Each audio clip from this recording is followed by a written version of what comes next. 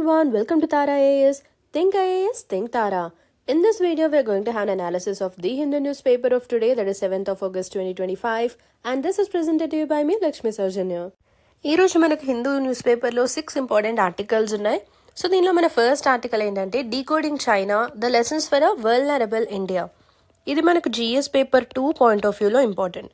So ఇది ఎందుకు ఇప్పుడు న్యూస్లో ఉందంటే రీసెంట్గా యాపిల్ యొక్క సప్లయర్ ఫాక్స్కాన్స్ ఐఫోన్ మ్యానుఫ్యాక్చరింగ్ యూనిట్స్ ఏవైతే ఉన్నాయో మన తమిళనాడు స్టేట్లో అదేవిధంగా కర్ణాటక స్టేట్లో అక్కడి నుండి 300 చైనీస్ ఇంజనీర్స్ని రీకాల్ చేయడం జరిగింది. సో ఇది ఎందుకు జరిగింది అంటున్నారంటే ఇది ఒక రొటీన్ అడ్మినిస్ట్రేటివ్ డెసిషన్ కాదు, ఇది చైనా యొక్క జియో ఎకనామిక్ స్ట్రాటజీగా చెప్పడం జరుగుతుంది. Right. So this is to undermine India's rising manufacturing potential. So దీనికి సంబంధించి దీని యొక్క హిస్టారికల్ బ్యాక్గ్రౌండ్ ఏంటి, దీని యొక్క సిగ్నిఫికెన్స్ ఏంటి, అండ్ మనం ఎటువంటి ఛాలెంజెస్ని ఫేస్ చేస్తున్నాం. రైట్. సో ఈ విధంగా మల్టీ డైమెన్షనల్గా దీన్ని మనం డిస్కస్ చేద్దాం. దెన్ మన second article sleeping disasters. Governments must monitor silt accumulation at vulnerable points. So ఇది మనకు జిఎస్ పేపర్ 1 అదేవిధంగా జిఎస్ పేపర్ 3 పాయింట్ ఆఫ్ వ్యూలో ఇంపార్టెంట్. సో జిఎస్ పేపర్ 1 ఎందుకంటే geographical features and their location, and GS paper 3 ఎందుకంటే మనకు అక్కడ disasters and disaster management, climate change, extreme weather events ఇవన్నీ cover అవుతాయి. సో ఎందుకు మనకి ఇది న్యూస్లో ఉంది రీసెంట్గా, దీని యొక్క కాంటెక్స్ట్ ఏంటంటే మనం చూస్తున్నాం రీసెంట్గా ఉత్తరకాశీలో ఏ విధమైన ఇన్సిడెంట్స్ జరిగాయని. రైట్. ఉత్తరాఖండ్లోని ఉత్తరకాశీలో ఎక్స్ట్రీమ్ రెయిన్ఫాల్ జరిగింది, అదేవిధంగా silt or debris laden floods రావడం జరిగింది. Right. So Kheer Ganga river వలన ధలరీ టౌన్లో ఇదంతా జరిగింది. సో దీనికి సంబంధించిన డీటెయిల్స్ అన్నీ మనం డిస్కస్ చేద్దాం. అండ్ అదేవిధంగా దీనికి సంబంధించిన హిస్టారికల్ బ్యాక్గ్రౌండ్, దీని యొక్క సిగ్నిఫికెన్స్ ఏంటి, అండ్ ఈ డిజాస్టర్ మేనేజ్మెంట్కి సంబంధించి మనం ఎటువంటి ఛాలెంజెస్ని ఫేస్ చేస్తున్నాం, అండ్ దీనికి పాసిబుల్ సొల్యూషన్స్ ఏంటి, ఇవన్నీ కూడా డిస్కస్ చేద్దాం. దెన్ మన third article Quranic justices restorative not retributive. So restorative justice అంటే ఏంటి, రెట్రిబ్యూటివ్ జస్టిస్ అంటే ఏంటి, ఫస్ట్ మనం ఈ టర్మ్స్ని అర్థం చేసుకోవడానికి ట్రై చేద్దాం. రైట్. సో వీటిలో డిఫరెన్స్ ఏంటి, ఇవన్నీ కూడా మనం చూద్దాం. దెన్ మన next article what is the potential of biochar. So అసలు బయోకార్ అంటే ఏంటి, దీని యొక్క ఫీచర్స్ ఏంటి, దీని యొక్క క్యారెక్టరిస్టిక్స్ ఏంటి, దీనివల్ల ఎటువంటి అడ్వాంటేజెస్ ఉన్నాయి దీన్ని యూజ్ చేయడం వలన. రైట్. సో ఈ డీటెయిల్స్ అన్నీ కూడా మనం డిస్కస్ చేద్దాం. Then our next article invasive alien species. So వీటిని ఐఏఎస్ అంటాం, ఇన్వేజివ్ ఏలియన్ స్పీషీస్. సో దీని యొక్క డెఫినేషన్ ఏంటి, దీనికి సంబంధించి ఇండియాలో ఎటువంటి లీగల్ ఫ్రేమ్వర్క్ ఉంది అండ్ గ్లోబల్గా ఎటువంటి లీగల్ ఫ్రేమ్వర్క్స్ ఉన్నాయి, ఈ డీటెయిల్స్ అన్నీ డిస్కస్ చేద్దాం. దీంతో పాటుగా ఇటువంటి ఇన్వేజివ్ ఏలియన్ స్పీషీస్ వలన ఎటువంటి ఇంపాక్ట్ అనేది ఉంటుంది, అండ్ అదేవిధంగా ఇండియాలో కొన్ని ఇన్వేజివ్ ఏలియన్ స్పీషీస్ యొక్క ఎగ్జాంపుల్స్ కూడా మనం చూద్దాం. ఎందుకంటే ప్రీవియస్ ఇయర్ క్వశ్చన్స్లో ప్రిలిమ్స్లో మనకు ఈ విధమైన ఇన్వేజివ్ ఏలియన్ స్పీషీస్ పైన ఆ టైంలో ఏదైతే ఒక స్పీషీస్ న్యూస్లో ఉందో దానిపైన క్వశ్చన్ అడగడం జరిగింది. So will discuss about those details. And ఈరోజు మనం డిస్కస్ చేసుకోబోయే last article Thadou tribe leaders Meitei groups meet to pursue peace in Manipur. So ప్రస్తుతం ఈ కాంటెక్స్ట్ ఏంటి, ఎందుకు ఈ విధంగా కాన్ఫ్లిక్ట్ అనేది జరుగుతుంది, అదేవిధంగా ఈ ట్రైబ్ అనేది న్యూస్లో ఉంది కాబట్టి ఈ ట్రైబ్కి సంబంధించిన డీటెయిల్స్ అనేవి బేసిక్ డీటెయిల్స్ చూద్దాం. సో ఎందుకంటే ఎప్పుడైతే మనకు ఎగ్జామ్కి ముందు ఒక 1.5 year ముందు ఏవైతే మనకి ట్రైబ్స్ న్యూస్లో ఉంటాయో, ఏవైతే స్పీషీస్ న్యూస్లో ఉంటాయో వీటిపైన క్వశ్చన్స్ అడిగే ఛాన్స్ అనేది ఎక్కువగా ఉంటుంది. So will discuss about all these things. So ఇవి ఈరోజు మనం డిస్కస్ చేసుకోబోయే important articles. So let's get started. Here we have an important announcement of Anthromap course, Master Anthro through PYQs. This is a course by Sairam sir. దీని యొక్క features చూసినట్లయితే మీకు anthropology syllabus మొత్తాన్ని కూడా పీవైక్యూ థీమ్స్ అంటే previous year questions యొక్క థీమ్స్తో revise చేయడం జరుగుతుంది. మీకు బెస్ట్ క్వాలిటీ మోడల్ ఆన్సర్స్ని ప్రొవైడ్ చేస్తాం with embellishments, value addition boxes and case studies. System based answer writing ఉంటుంది. 2 కాంప్రహెన్సివ్ టెస్ట్స్ ఉంటాయి విత్ ఎవాల్యుయేషన్, ఫ్యాకల్టీతో mentorship calls and current affairs enrichment material కూడా ప్రొవైడ్ చేయడం జరుగుతుంది. సో మీ ఆప్షనల్ ఆంథ్రోపాలజీ అయినట్లయితే please do enrol in this course. Here we have GS3 Trinetra course, See Beyond, Write Beyond and Rank Beyond. This is a course by Venkat sir and Vaishnavi ma'am. ఈ course యొక్క features చూసినట్లయితే మీకు GS3 syllabus మొత్తం కూడా previous year questions based thematic అప్రోచ్తో cover చేయడం జరుగుతుంది. In depth thematic analysis sessions ఉంటాయి. Smart answer writing techniques and ready to use templates, static పార్ట్ని కరెంట్ అఫైర్స్తో ఇంటిగ్రేట్ చేయడం జరుగుతుంది. అండ్ GS3 PYQస్కి సంబంధించి మోడల్ ఆన్సర్స్ బుక్లెట్ కూడా ప్రొవైడ్ చేస్తాం. అండ్ ఫైనల్ మాక్ టెస్ట్తో పాటుగా రివార్డ్స్ కూడా ఉంటాయి, like win 1 year subscription of the Hindu, Indian Express and many more. So check out this course and enrol now. APPSC లేదా టీజీపీఎస్సీ గ్రూప్ 1 ఎగ్జామ్స్కి ప్రిపేర్ అవుతున్నారా? అయితే ఈ కోర్సెస్ మీకోసమే. ఏపీపీఎస్సీ గ్రూప్ 1కి సంబంధించి prelims cum mains course launch చేయడం జరిగింది. దీని యొక్క హైలైట్స్ చూసినట్లయితే మీకు 1000+ hours ఆఫ్ కాంప్రహెన్సివ్ క్లాసెస్ ఉంటాయి. టాపిక్ వైజ్గా study material and test provide చేయడం జరుగుతుంది. అండ్ ఆన్సర్ రైటింగ్కి సంబంధించి డెడికేటెడ్ సెషన్స్ ఉంటాయి. ఆంధ్రప్రదేశ్ రిలేటెడ్ సబ్జెక్ట్స్ పైన స్పెషల్ ఎంఫసిస్ కూడా ఉంటుంది. అండ్ ఈ కోర్స్ యొక్క ఫీని మీరు ఈఎంఐ పద్ధతిలో కూడా పే చేయొచ్చు. So do avail this opportunity and enrol now. ఏపీపీఎస్సీతో పాటుగా టీజీపీఎస్సీ గ్రూప్ 1కి సంబంధించి కూడా prelims cum mains course launch చేయడం జరిగింది for both Telugu and English medium students. And దీని యొక్క హైలైట్స్ చూసినట్లయితే మీకు 1000+ hours ఆఫ్ కాంప్రహెన్సివ్ క్లాసెస్ ఉంటాయి. టాపిక్ వైజ్గా study material and test provide చేయడం జరుగుతుంది. ఆన్సర్ రైటింగ్కి సంబంధించి డెడికేటెడ్ సెషన్స్ ఉంటాయి. అండ్ తెలంగాణ రిలేటెడ్ సబ్జెక్ట్స్ పైన స్పెషల్ ఎంఫసిస్ కూడా ఉంటుంది. సో మీరు టీజీపీఎస్సీ గ్రూప్ 1 ఎగ్జామ్స్కి ప్రిపేర్ అవుతున్నట్లయితే do register in this course. And ఈ కోర్స్ యొక్క ఫీ అనేది మీరు ఈఎంఐ పద్ధతిలో కూడా పే చేయొచ్చు. So do avail this opportunity and register now. Group 1తో పాటుగా గ్రూప్ 2కి సంబంధించిన కోర్సెస్ కూడా మనం లాంచ్ చేయడం జరిగింది. సో ఏపీపీఎస్సీ గ్రూప్ 2కి సంబంధించి both Telugu and English medium స్టూడెంట్స్కి కోర్సెస్ లాంచ్ చేయడం జరిగింది. అండ్ దీని యొక్క హైలైట్స్ చూసినట్లయితే మీకు 1000+ hours ఆఫ్ కాంప్రహెన్సివ్ క్లాసెస్ ఉంటాయి. టాపిక్ వైజ్గా study material and test provide చేయడం జరుగుతుంది. అండ్ ఆంధ్రప్రదేశ్ రిలేటెడ్ సబ్జెక్ట్స్ పైన స్పెషల్ ఎంఫసిస్ అనేది ఉంటుంది. సో ఈ ఎగ్జామ్కి మీరు prepare అవుతున్నట్లయితే checkout this course and register now. ఏపీపీఎస్సీతో పాటుగా టీజీపీఎస్సీకి సంబంధించిన గ్రూప్ 2 ఎగ్జామ్కి కూడా మనం కోర్సెస్ లాంచ్ చేయడం జరిగింది for both Telugu and English medium students. And దీనిలో భాగంగా మీకు 1000+ hours ఆఫ్ కాంప్రహెన్సివ్ క్లాసెస్ ఉంటాయి. టాపిక్ వైజ్గా study material and test provide చేయడం జరుగుతుంది. తెలంగాణ రిలేటెడ్ సబ్జెక్ట్స్ పైన స్పెషల్ ఎంఫసిస్ కూడా ఉంటుంది. సో మీరు టీజీపీఎస్సీ గ్రూప్ 2 ఎగ్జామ్స్కి ప్రిపేర్ అవుతున్నారా? అయితే ఈ కోర్సులో రిజిస్టర్ అవ్వండి. Here we have Indian economy course for UPSC. దీని యొక్క ఫీచర్స్ చూసినట్లయితే మీకు comprehensive classes by Venkat sir and one stop solution notes provide చేయడం జరుగుతుంది. దీని యొక్క సాఫ్ట్ కాపీ కూడా మీరు డౌన్లోడ్ చేసుకోవచ్చు. And on demand 1-to-1 mentorship Zoom calls కూడా వెంకట్ సార్తో ప్రొవైడ్ చేయడం జరుగుతుంది. అండ్ టాపిక్ వైజ్గా యూపీఎస్సీ పీవైక్యూస్ అనాలిసిస్ చేయడం జరుగుతుంది. So do enrol in this course. Here we have world history course for UPSC. దీని యొక్క ఫీచర్స్ చూసినట్లయితే you'll have comprehensive classes by Sairam sir and you'll have one stop solution notes. దీని యొక్క soft copy అనేది మీరు download చేసుకోవచ్చు. And you'll have on demand 1-to-1 mentorship Zoom calls with Sairam sir. And world history టాపిక్స్ని international relations and ఎథిక్స్తో integrate చేయడం జరుగుతుంది. Topic వైజ్గా యూపీఎస్సీ పీవైక్యూస్ యొక్క అనాలిసిస్ చేయడం జరుగుతుంది. దీంతో పాటుగా మోడల్ ఆన్సర్స్ బుక్లెట్ కూడా ప్రొవైడ్ చేస్తాం. So check out this course and enrol now. ఈరోజు మనం డిస్కస్ చేసుకోబోయే first article decoding China the lessons for a vulnerable India. ఇది మనకు జిఎస్ పేపర్ 2 పాయింట్ ఆఫ్ వ్యూలో ఇంపార్టెంట్, ఎందుకంటే India and it's neighbourhood relations and major powers యొక్క foreign policies effect అనేది India యొక్క ఇంట్రెస్ట్ పైన ఎంత ఉంటుంది, and bilateral groupings and global groupings involving India, ఈ టాపిక్స్ అన్నీ మనకు ఈ ఆర్టికల్లో కవర్ అవుతున్నాయి. అండ్ ఇక్కడ మనం ఆథర్ని చూసినట్లయితే it mister Shashi Tharoor. He is the former Under Secretary General of the United Nations, a fourth-term member of Parliament Congress Lok Sabha for Tirunelveli, Chairman of the Parliamentary Standing Committee on External Affairs, and the Sahitya Academy Award-winning author of 27 books, including Pax Indica India and the World of the 21st Century 2012. So Shashi Tharoor garu, he is a well-known person, right. And ఈయన యొక్క books పైన కూడా various ఎగ్జామ్స్లో మనకు questions అడగడం జరుగుతుంది. And ఇటువంటి person publish చేసిన ఒక ఆర్టికల్ అంటే you can see the credibility of this article, right.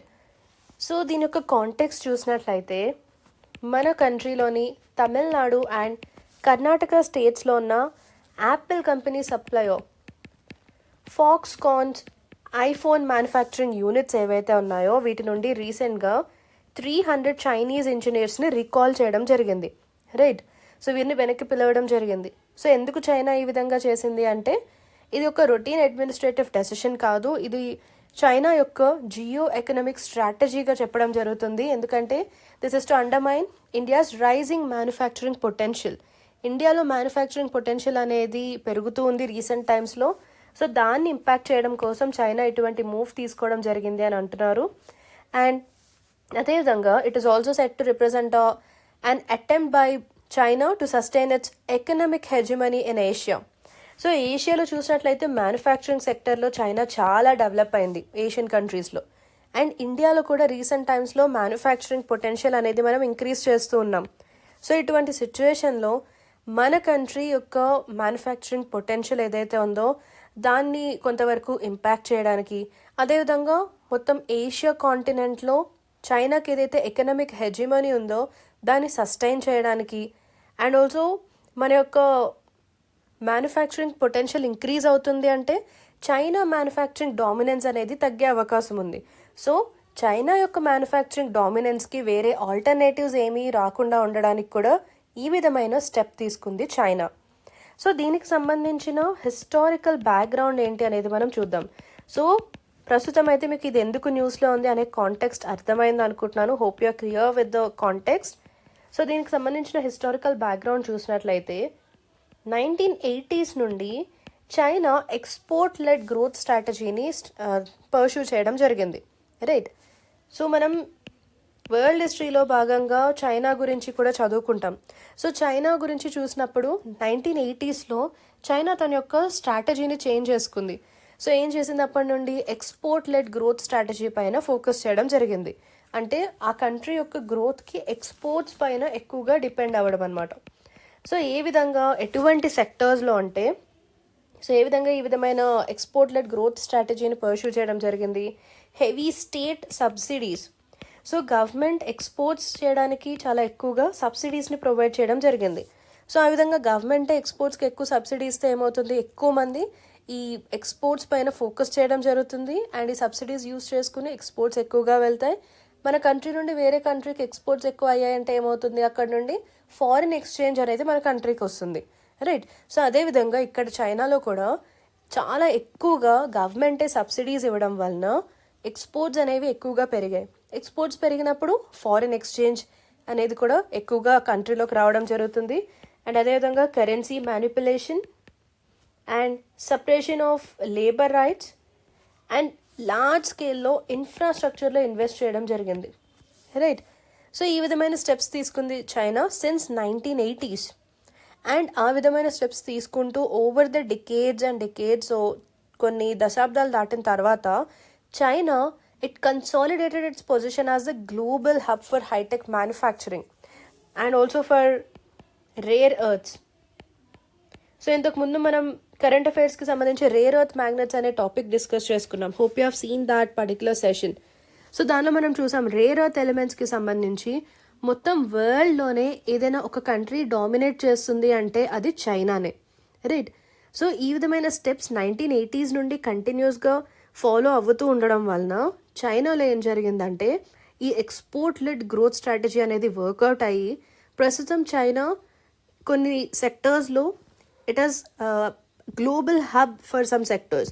For example rare ఎర్త్స్కి అయి ఉండొచ్చు, లేదా హైటెక్ మ్యానుఫ్యాక్చరింగ్ సెక్టర్లో, అదేవిధంగా ఎలక్ట్రానిక్ కాంపోనెంట్స్ ఏవైతే ఉంటాయో వీటి యొక్క సప్లై చైన్స్కి సంబంధించి వీటన్నిటిలో కూడా చైనా చాలా ఎక్కువగా డామినేట్ చేస్తూ ఉంది, రైట్. సో ఇటువంటి చైనా డామినెన్స్ని కౌంటర్ బ్యాలెన్స్ చేయడానికి ఇండియాలో మనం ఎటువంటి స్టెప్స్ తీసుకున్నాము, ఇండియాలో మనం ఏం చేసామంటే మనం మేక్ ఇన్ ఇండియాని తీసుకురావడం జరిగింది, right.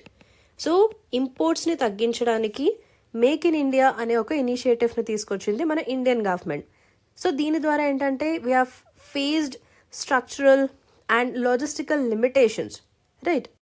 So hope you are clear with the historical background. So ఇప్పుడు దీని యొక్క సిగ్నిఫికెన్స్ లేదా ఇంపార్టెన్స్ ఏంటి అనేది చూద్దాం. సో దీని యొక్క సిగ్నిఫికెన్స్ ఏంటి అంటే దీన్ని మనం డిఫరెంట్ హెడ్స్లో డిస్కస్ చేసుకుందాం.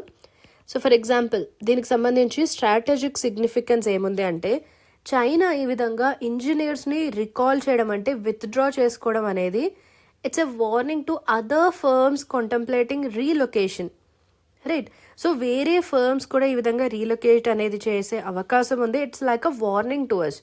అండ్ చైనా ఏమంటుందంటే if you see the perspective of China ప్రస్తుతం గ్లోబల్గా ఒక మ్యానుఫ్యాక్చరింగ్ ఇండస్ట్రీస్లో మ్యానుఫ్యాక్చరింగ్ సెక్టర్లో ఒక గ్లోబల్ హబ్గా ఉంది. సో చైనా ఏమనుకుంటుందంటే ఇండియా అనేది ఒక కాంపిటీటర్గా ఉంది చైనాకి. So not just a competitor, దాంతోపాటుగా చైనాకి ఏదైతే మ్యానుఫ్యాక్చరింగ్ లీడర్షిప్ ఉందో గ్లోబల్గా, దానికి ఇండియా అనేది ఒక ఎగ్జిస్టెన్షియల్ థ్రెట్గా ఫీల్ అవుతుంది, రైట్? ఎందుకంటే ఫర్ ఎగ్జాంపుల్ రేర్ ఎర్త్ ఎలిమెంట్స్లో చూసాం మనం, చైనాకి వరల్డ్ మొత్తంలోనే డామినెన్స్ ఉంది అని. సో ఈ విధంగా మ్యానుఫ్యాక్చరింగ్ సెక్టర్లో కూడా చైనాకి ఏదైతే డామినెన్స్ ఉందో దాన్ని మనం మనం ఒక థ్రెట్గా ఉన్నాం, ఇండియా అనేది ఒక థ్రెట్గా ఉంది దానికి, రైట్? బికాజ్ ఇండియాలో కూడా మ్యానుఫ్యాక్చరింగ్ పొటెన్షియల్ అనేది రీసెంట్ టైమ్స్లో ఇంక్రీజ్ అవుతూ ఉంది. సో ఆ విధంగా ఇండియాలో మ్యానుఫ్యాక్చరింగ్ పొటెన్షియల్ ఇంక్రీజ్ అయ్యింది అంటే మనం ఒక పక్క చైనాకి కాంపిటీటర్గా ఉన్నాం, దాంతోపాటుగా చైనా యొక్క ఎగ్జిస్టెన్స్కి మనం ఒక థ్రెట్గా మారే అవకాశం ఉంది. అండ్ మొత్తం ఏషియాలో చైనాకి ఏదైతే డామినెన్స్ ఉందో ఆ డామినెన్స్ కూడా ఇంపాక్ట్ అయ్యే అవకాశం ఉంది, రైట్? సో ఈ విధమైన ఒక ఆలోచనతోనే చైనా ఈ విధంగా తన యొక్క ఇంజనీర్స్ని విత్డ్రా చేసుకుంది, రైట్? అండ్ అదేవిధంగా it is also symbolic of Beijing's attempt to enforce a unipolar Asia under its command. So ఇంతకుముందు మనకు బైపోలార్ వరల్డ్ ఉండేది, వరల్డ్ హిస్టరీలో చదువుకుని ఉంటారు. బైపోలార్ వరల్డ్ అంటే ఏంటి? So what is the difference between bipolar and unipolar? So just వర్డ్స్ని split చేయండి. బైపోలార్ అంటే 2 పోల్స్ ఉండడం, యూనిపోలార్ అంటే just single pole. So bipolar world ఏంటంటే ఒక పోల్ యుఎస్, రెండవ పోల్ యుఎస్ఎస్ఆర్. సో బైపోలార్గా డివైడ్ అయి ఉండేది అప్పట్లో మన వరల్డ్ మొత్తం కూడా 2 పోల్స్లో డివైడ్ అయి ఉండేది యాజ్ యుఎస్ అండ్ యుఎస్ఎస్ఆర్. అదేవిధంగా ఇప్పుడు ఏషియా కాంటినెంట్లో ఒక యూనిపోలార్ ఏషియాని చైనా యొక్క కమాండ్తో యూనిపోలార్ ఏషియాని క్రియేట్ చేయాలనేది చైనా యొక్క థాట్. అంటే మొత్తం ఏషియన్ కంట్రీస్ అన్నిటిలో కూడా చైనా అనే అన్ని సెక్టర్స్లో డామినెంట్గా ఉండాలి అనుకుంటుంది, రైట్? బట్ ఇటువంటి అటెంప్ట్స్కి, ఇటువంటి ఒక విజన్కి ఇండియా యొక్క ఒక థ్రెట్గా ఉంది. ఎందుకంటే ఇండియా రీసెంట్గా మ్యానుఫ్యాక్చరింగ్ సెక్టర్లో అండ్ డిఫరెంట్ సెక్టర్స్లో డెవలప్ అవుతూ ఉండడం వల్ల మనం ఒక థ్రెట్గా ఉన్నాం. సో అందు గురించి చైనా ఈ విధంగా తన యొక్క ఇంజనీర్స్ని విత్డ్రా చేసుకోవడం జరిగింది. సో ఇది strategic significance. Then coming to economic significance. So ఈ మూవ్ ఏదైతే ఉందో దీని యొక్క ఎకనామిక్ సిగ్నిఫికెన్స్ ఏంటంటే ఈ విధంగా skilled labour and critical equipment పైన రెస్ట్రిక్షన్స్ ఉంటే ఏమవుతుంది, ఇండియా అడ్వాన్స్డ్ మ్యానుఫ్యాక్చరింగ్ యూనిట్స్ని ఎస్టాబ్లిష్ చేయడానికి కొంచెం అది ఎఫెక్ట్ అవుతుంది, ఆ ఎబిలిటీ అనేది ఎఫెక్ట్ అవుతుంది ఆబ్వియస్లీ, రైట్? సో మన మ్యానుఫ్యాక్చరింగ్ సెక్టర్ అనేది ఇంకా డెవలప్ అవ్వాలి అంటే మనం టెక్నాలజికలీ అడ్వాన్స్డ్ మ్యానుఫ్యాక్చరింగ్ యూనిట్స్ని సెటప్ చేయాలి. అండ్ దాంతోపాటుగా ఆ టెక్నాలజీని యూజ్ చేసుకునే విధంగా స్కిల్డ్ లేబర్ ఫోర్స్ ఉండాలి అండ్ దానికి తగ్గట్టుగా ఎక్విప్మెంట్ కూడా ఉండాలి, రైట్? సో ఈ విధంగా స్కిల్డ్ లేబర్ ఫోర్స్ యొక్క షార్టేజ్ ఉంది అంటే మన యొక్క మ్యానుఫ్యాక్చరింగ్ ఎబిలిటీ కూడా కొంతవరకు దెబ్బతినే అవకాశం ఉంటుంది. అండ్ ఈ విధంగా చైనా తీసుకునే ఈ మూవ్ ఏదైతే ఉందో దీనివలన ఇండియా గ్లోబల్ మ్యానుఫ్యాక్చరింగ్ హబ్గా ఎమర్జ్ అయ్యే ఆ పొటెన్షియల్ కూడా కొంతవరకు ఎఫెక్ట్ అవుతుంది.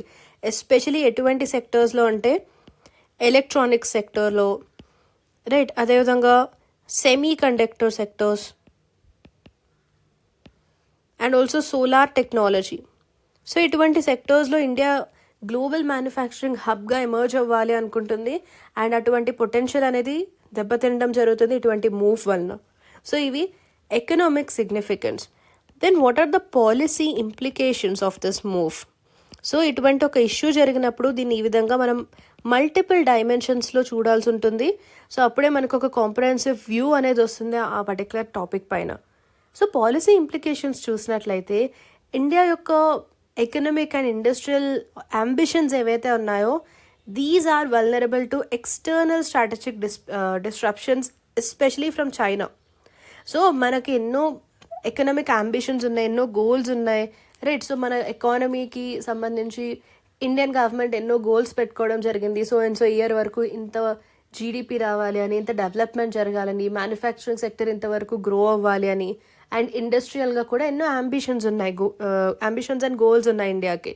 సో వీటిని రీచ్ అవ్వాలి అంటే మనం ఒక పక్క ఇండియాలో మనం ఎన్నో ఎఫర్ట్స్ పెడుతున్నప్పటికీ కూడా ఎక్స్టర్నల్గా కొన్ని స్ట్రాటజిక్ డిస్టర్బెన్సెస్ అనేవి జరుగుతున్నాయి, ఎస్పెషలీ చైనా నుండి. సో ఈ విధంగా మనకు పాలసీ ఇంప్లికేషన్స్ కూడా ఉన్నాయి. వీటితో పాటుగా మనం ఎటువంటి ఛాలెంజెస్ని ఫేస్ చేస్తున్నాం అనేది చూసినట్లయితే first of all technological dependence, right. So ఎందుకు టెక్నాలజికల్ డిపెండెన్స్ అంటే అడ్వాన్స్డ్ సెక్టర్స్లో ఇండియా ఇప్పటికీ కూడా నాలెడ్జ్ అండ్ టెక్నికల్ ఎక్స్పర్టీస్కి సంబంధించి వేరే కంట్రీస్ పైన ఇంకా మనం డిపెండ్ అవుతున్నాం, imported knowledge and technical expertise పైన. అండ్ ఈ విధంగా చైనీస్ ఇంజనీర్స్ని విత్డ్రా చేసుకోవడం వల్ల మనకి ఏం తెలుస్తుంది ఇక్కడ అంటే ఇండియాలో డొమెస్టిక్గా టాలెంట్ పూల్లో ఎంత గ్యాప్స్ ఉన్నాయి, ఇండస్ట్రియల్ నో హౌకి సంబంధించి ఎటువంటి గ్యాప్స్ ఉన్నాయి అనేది మనకి ఇక్కడ రిఫ్లెక్ట్ అవుతుంది. సో ఈ విధంగా టెక్నాలజికల్ డిపెండెన్స్ అనేది ఉంది. అండ్ అదేవిధంగా సప్లై చైన్స్కి సంబంధించి supply chain disruptions by China, right. So China it has imposed export restrictions on rare earths. So మీరు మన యూట్యూబ్ ఛానల్లో చూడొచ్చు, రేర్ ఎర్త్ మ్యాగ్నెట్స్ అనే ఒక వీడియో చేయడం జరిగింది మనం లాస్ట్ మంత్. సో దానిలో మనం క్లియర్గా రేర్ ఎర్త్స్కి సంబంధించి, రేర్ ఎర్త్ ఎలిమెంట్స్కి సంబంధించి చైనా యొక్క డామినెన్స్ ఎంతవరకు ఉంది అండ్ రీసెంట్గా ఏవైతే చైనా ఎక్స్పోర్ట్ రెస్ట్రిక్షన్స్ అనేది ఇంపోజ్ చేసిందో దానికి గల కారణాలు ఏంటి అండ్ దానివలన వరల్డ్ కంట్రీస్ అన్నీ కూడా ఏ విధంగా ఇంపాక్ట్ అవుతున్నాయి అండ్ ఎస్పెషలీ ఇండియా పైన ఎంతవరకు ఇంపాక్ట్ ఉంటుంది, ఇండియాలో డొమెస్టిక్ పొటెన్షియల్ ఎంతవరకు ఉంది, ఈ డీటెయిల్స్ అన్ని మనం క్లియర్గా డిస్కస్ చేసుకున్నాం. సో ఇక్కడ రిపీట్ చేయడం లేదు, so just go through that video for more details, right. So రీసెంట్గా మనం ఈ విధంగా రేర్ ఎర్త్స్ పైన ఏ విధంగా అయితే చైనా ఎక్స్పోర్ట్ రెస్ట్రిక్షన్స్ని ఇంపోజ్ చేసింది, దానివలన గ్లోబల్గా సప్లై చైన్స్ అన్నీ కూడా ఎంత ఎఫెక్ట్ అయ్యాయి అనేది మనం చూసాం, రైట్. ఎందుకు ఈ విధంగా జరిగింది, ఒక కంట్రీ ఈ విధంగా డామినేట్ చేయడం వలన ఆ కంట్రీ రెస్ట్రిక్షన్స్ ఇంపోజ్ చేసే వరకు మొత్తం వరల్డ్ కంట్రీస్ అన్నీ కూడా వారి యొక్క సప్లై చైన్స్ అన్నీ కూడా ఎఫెక్ట్ అయ్యాయి, రైట్. ఎందుకంటే ఈ rare earths and capital goods ఇవన్నీ కూడా ఎలక్ట్రానిక్స్లో చాలా ఇంపార్టెంట్ అండ్ అదేవిధంగా రెన్యూవబుల్ ఎనర్జీకి సంబంధించి అండ్ ఆటోమోటివ్ సెక్టర్స్కి సంబంధించి కూడా ఇవి చాలా ఇంపార్టెంట్. సో ఈ విధంగా ఎక్స్పోర్ట్ రెస్ట్రిక్షన్స్ అనేవి ఇంపోజ్ చేయడం వలన గ్లోబల్గా సప్లై చైన్స్ అన్నీ కూడా డిస్టర్బ్ అయ్యాయి. అండ్ ఈ రెస్ట్రిక్షన్స్ ఏవైతే ఉన్నాయో ఇవి ఇండియా యొక్క గ్రోత్ని టార్గెట్ చేస్తున్నాయి, రైట్. ఎందుకంటే ఇండియా ఏదైతే సెక్టర్స్లో స్ట్రాటజిక్ అటానమీని సాధించాలనుకుంటుందో ఆ సెక్టర్స్ని టార్గెట్ చేసి చైనా రెస్ట్రిక్షన్స్ అనేవి పెట్టడం జరుగుతుంది, right. Then we have strategic push back by China. So what is this strategic push back by China? China ఏమంటుందంటే చైనా యొక్క పర్స్పెక్టివ్ ఏంటంటే ఇండియాలో ఏదైతే ఇండస్ట్రియల్ గ్రోత్ ఉందో it perceives that it is aligned with West effort to friendshore production away from China, right.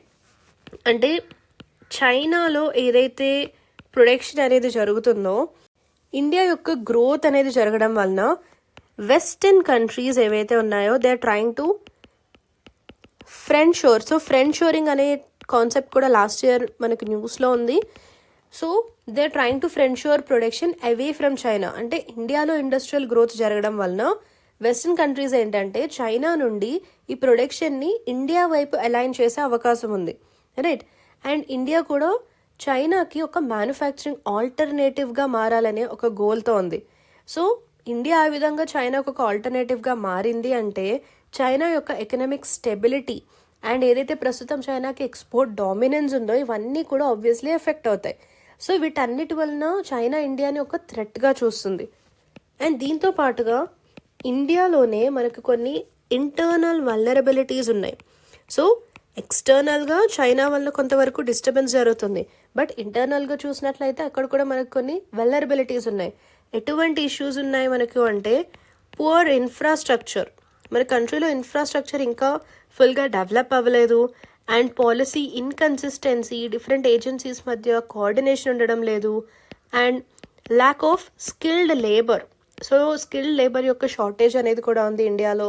And అదేవిధంగా regulatory bottlenecks, right. So మనకి ఏదైనా approvals రావాలంటే కూడా చాలా టఫ్ ప్రాసెస్ ఉంటుంది, చాలా టైం టేకింగ్గా ఉంటుంది. సో ఇవన్నీ కూడా ఇండియాలో ఉన్న ఇంటర్నల్ వల్నరబిలిటీస్, రైట్. అండ్ అదేవిధంగా గ్లోబల్ వాల్యూ చైన్స్తో ఇండియాకి డీప్ ఇంటిగ్రేషన్ అనేది లేదు. So this weakens India's appeal as an industrial destination.